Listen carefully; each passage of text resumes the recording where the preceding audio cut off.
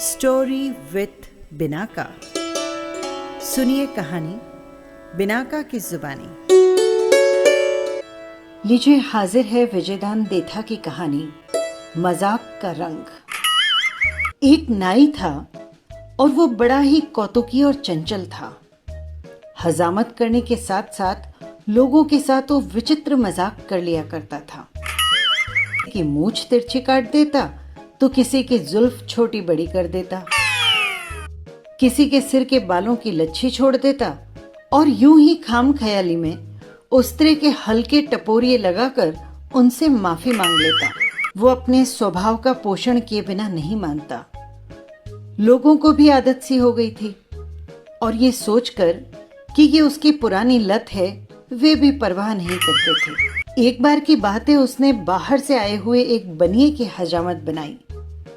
उस्तरे से घोटकर सिर तांबे जैसा कर दिया, कुछ तो चांद के कारण और कुछ उस्तरे के सदे हाथों की घुटाई के कारण बनिए का सिर चमचमाने लगा। बनिए का बेहद तीखा नाक देखकर नाई को एक मजाक सूझी। नाक के हाथ लगाकर बोला, ये रहा झारे का नल, कैसा बढ़िया चमक रहा है। नाक के बाद बनिए के सिर पर हाथ फेरने लगा। राम जाने उसकी क्या जची कि उसकी टाट पर एक के बाद एक 2-3 ठोले चढ़ दिए और हंसता हुआ बोला, ये झारा तो गजब ही टनटनाट कर रहा है।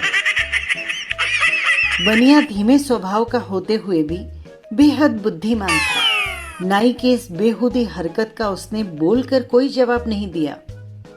2 आने की जगह कलदार रुपया निकाल कर दे दिया और मुस्कुरा कर कहा, तेरे हजामत करने का तरीका मुझे बहुत पसंद आया। हाथ तो तेरा बिल्कुल फूल के समान हल्का है। और ले, ये रुपया तेरे इनाम का।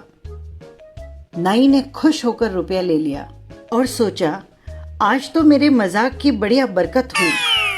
उसको ठोला मारना भी लाभदायक हो गया। दूसरे दिन एक राजपूत उसके पास हजामत बनवाने आया। नाई के तो पहले दिन वाली मजाक आजमाई हुई थी। बनिए की तरह उससे भी यही व्यवहार किया। इनाम पाने की बढ़ी हुई लालसा के कारण राजपूत के सिर पर भी 2 ठोले जमा दिए। राजपूत ने तो भली सोची न बुरी, पकड़ी उसकी गर्दन और नीचे गिरा दिया।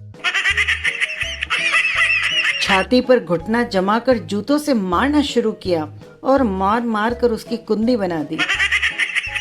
फिर उसका उस्तरा लेकर उसके नाक और कान जड़ सहित काट दिए और बोला, गुस्सा तो ऐसा आता है कि नालायक का गला काट दूं, पर आदमी की हत्या कौन मोल ले। अब करना मजाक किसी के साथ। बनिए वाले ठोले ने आखिर अपना रंग बता ही दिया।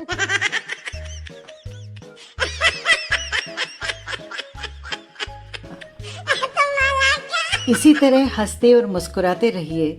फिर मिलेंगे किसी नई कहानी के साथ। नमस्कार।